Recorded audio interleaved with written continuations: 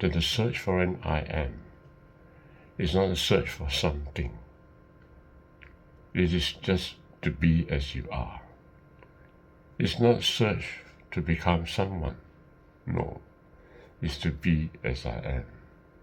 It's not a search to be a better person than what you already are, because what you already are is the soul.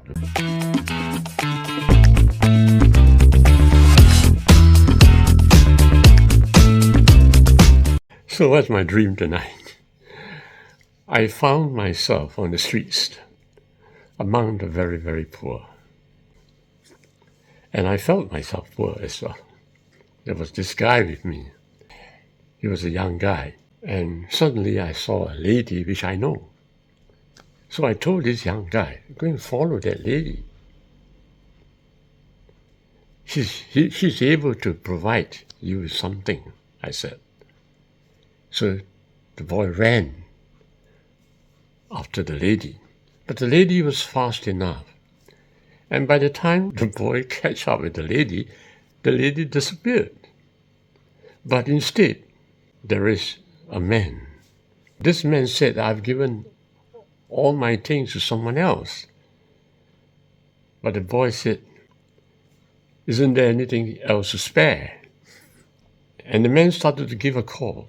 And my understanding in the dream is that the man is trying to retrieve some money for this boy. Indeed, at the end of this dream, the boy was very comforted. He had some money. And I was very happy that he had some money. In this dream, I'm not asking for anything, but I am the one of the very poor. But I am too comforted, because I realized that probably he may share with me some of the money so that we could eat together. In this dream, it feels like I have no intention to be any richer than what I am. I apparently felt happy having nothing, so to speak. And then when I see somebody who is looking for money, if they come to me, I may just help them with some leadings. And in this way, I would probably be fed as well. And of course, no doubt, I'm helping myself as well when I share my leadings with them. There was this feeling in me that I would share the takings. But somehow, I have no intention to upgrade my present state. It seems like I'm enjoying every bit of the nothingness. What do I learn from this dream? Well, the essential point is that I felt that there is this nothingness that we are, and the only reason why I'm in this world is simply to share with others. And it's not about becoming rich, but rather remaining empty, but sharing with others while I deal with them. In other words, I'm reminded that where I am is uni-spaced. However, I open a world of space-time, and here in this space-time is all about sharing. What I get, I have to give. And what he gets, he will have to give to me. There's no such thing as exclusive wealth in space-time. It's about pure sharing. I cannot say I'm good without also saying that he is good. I cannot say that I'm bad without also saying he's bad. And that is why I have to be good, so that the world is good.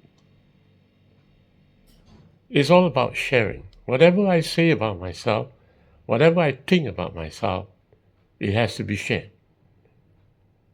It's not exactly mine, because space-time is a shared world. My creation is a shared world.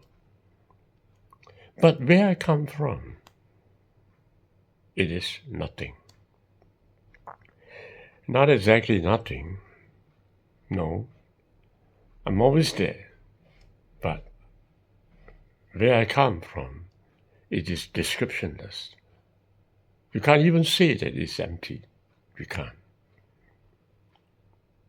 Where I come from is beyond, if you want to say it. But even to say the word beyond is boasting. Where I am, I cannot locate it anywhere, but it's where I am.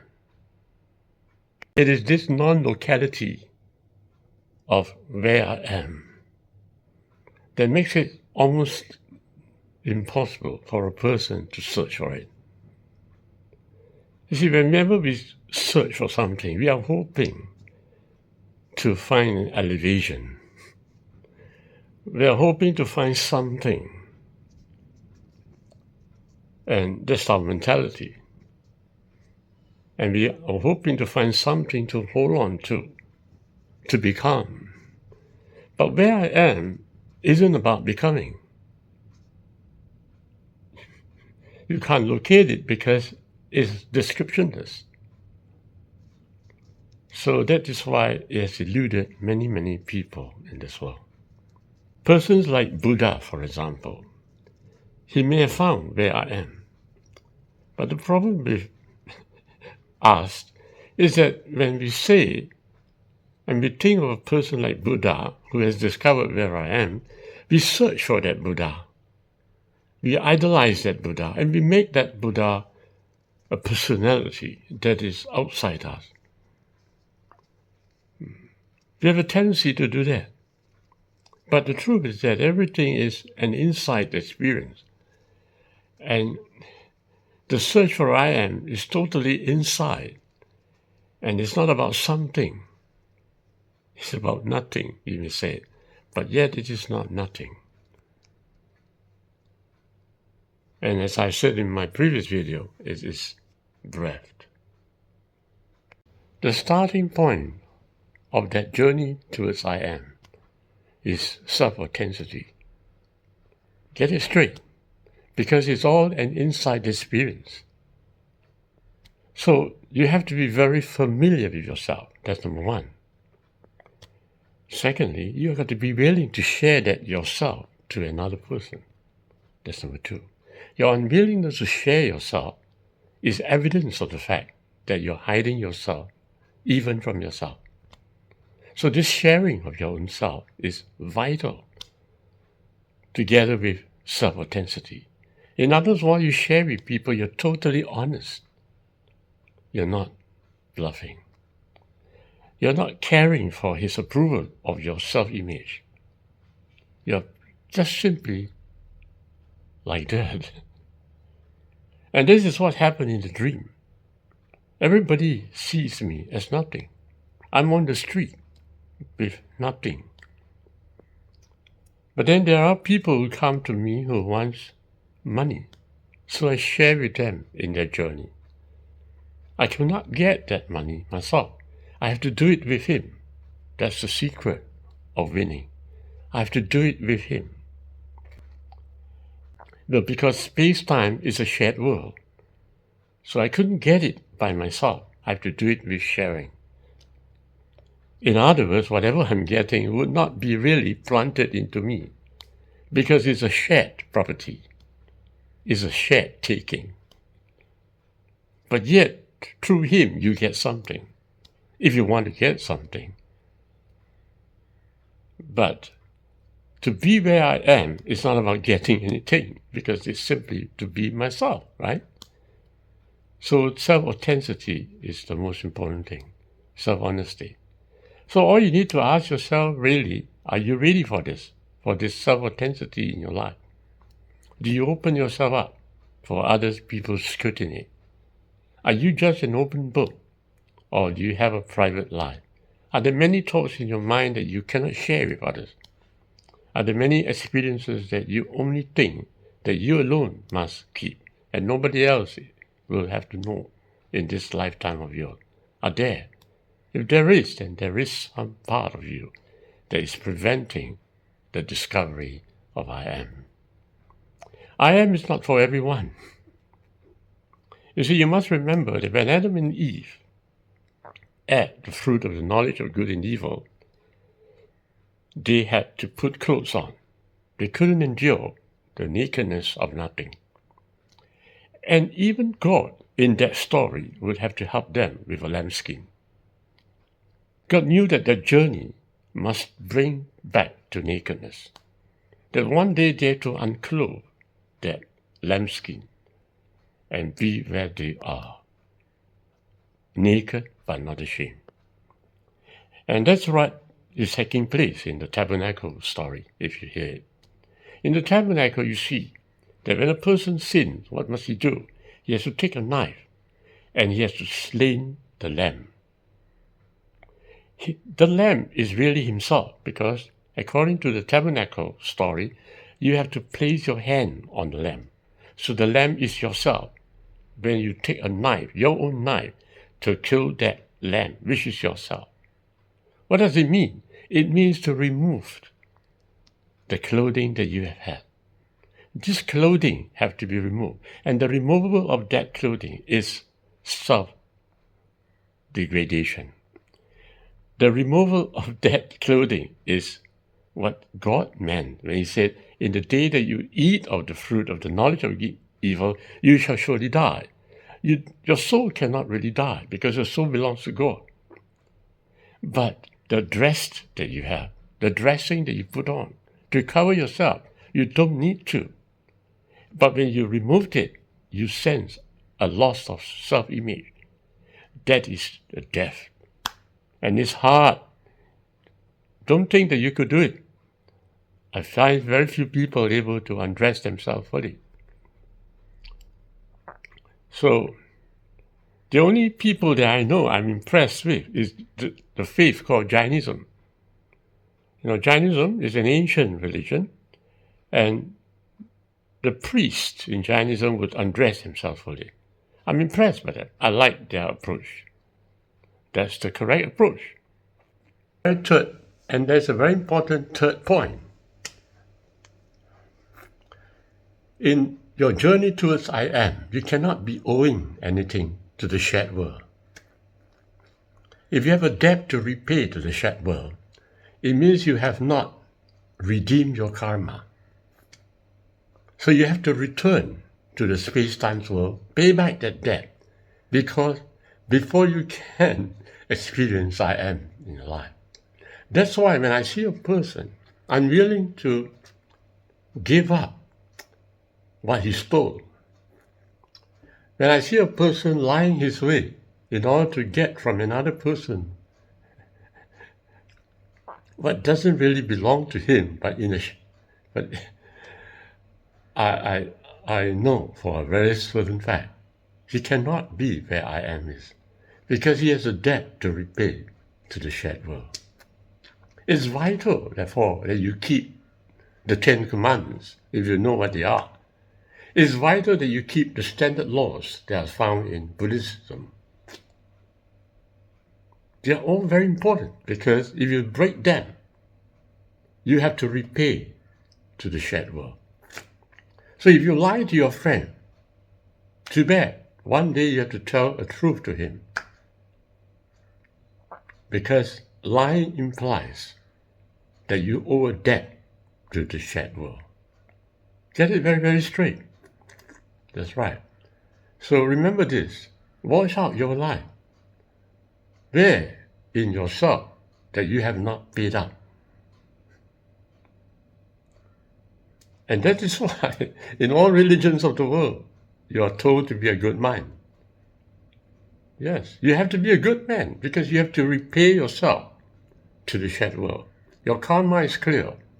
Then you can reach out to the place where I am is I am. It is incredible in my journey when I meet my friends. Some of them, they're guilty. But then what they do is that they go to Buddha and they try to resolve their guilt by having no thoughts. Some of them have this assumption that sin is a thought. Some of them have an assumption that doing wrong is a thought. So therefore, if you don't have a thought, you don't have a sin. This is a pure stupidity. But I was always telling these people, these Buddhist friends of mine, that you cannot simply forget your karma. You cannot forget what you owe to people. You cannot. You may try to forget it with your thoughts. You may go and chant in the monastery. You may try to concentrate on the sutras and forget our guilt, but we cannot. The mind is not stupid. Space-time will not allow anybody not to repay its debts. There are people that I know, who simply thought that life could be better by going to somebody, a savior, for example, who will erase all my crimes. It doesn't happen because the guilt is still there. But the soul is pure. So the soul rejects the guilt. So the soul rejects the sin. And that rejection by the soul traumatizes the man in space-time. You can't find peace if you have committed a sin. There are many people telling me, oh, God is a very merciful God. He will forgive me of my sins. All that person needs to do is to sit back to himself, be very frank to himself. He will discover that not a single sin is forgiven. The person has to repent for himself. And how does he do that? Well, the person has to go back to that person he offended and probably say sorry. Now, whatever it is, the mind will have to perform an action that will correct the misdeed that was done. You are the sin eraser. I am the sin eraser. When I forgive my friends of their sin, yes, then I can face my own sin and forgive myself. I am my own sin eraser. But notice carefully what I just said. I would not be able to forgive my sin if I did not forgive the sins of the other. So think very carefully. That's right. To erase a sin, you got to forgive someone else. Not an easy thing. It's not a free gift. But then you may say that isn't sin part of creation? Isn't sin my own thought, invention? Yes, it is. It is my own thought invention because it is a knowledge of good and evil. So it is a thought invention. But the problem is that when you do something wrong with your sin action, you have to repay it back. You cannot just simply throw it away in your mind. You cannot simply say there is no sin and so you are now redeemed. You cannot. There's no such thing because I am is not dishonest to itself. Remember this very important. I am is not dishonest to itself. I am is infinitely pure, and you will not allow man to return back to himself without repaying back what he has done in space-time. So before I close this video, I just want to simply say that the search for an I am is not a search for something. It is just to be as you are. It's not a search to become someone. No, it's to be as I am. It's not a search to be a better person than what you already are, because what you already are is the soul. the divine soul, the pure one. There is no such thing as a better person than you are. But, however, you are living in space-time, and I am too. And while in space-time, when we open our identity, that identity that we open is not the same as I am. And that identity has to repay back whatever it has taken from space-time. It's a shared world, as I said. So be sure that you have repaid back everything that was meant to be repaid back and return to where I am. Space-time is your creation. Even the identity in space-time, the David Q that I know, is my creation. And therefore, my creation has to be returned back. And that's why, to reach the place of I am, there is a self-nullification.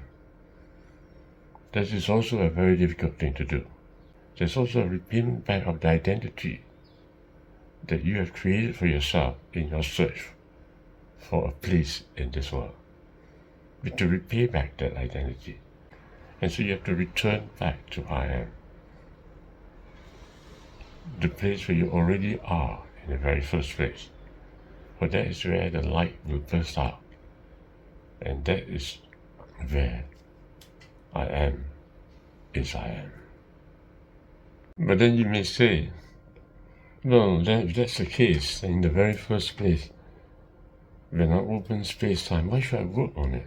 I just simply should sit back and relax myself and don't do anything. Then in that way I can return back to space-time easily.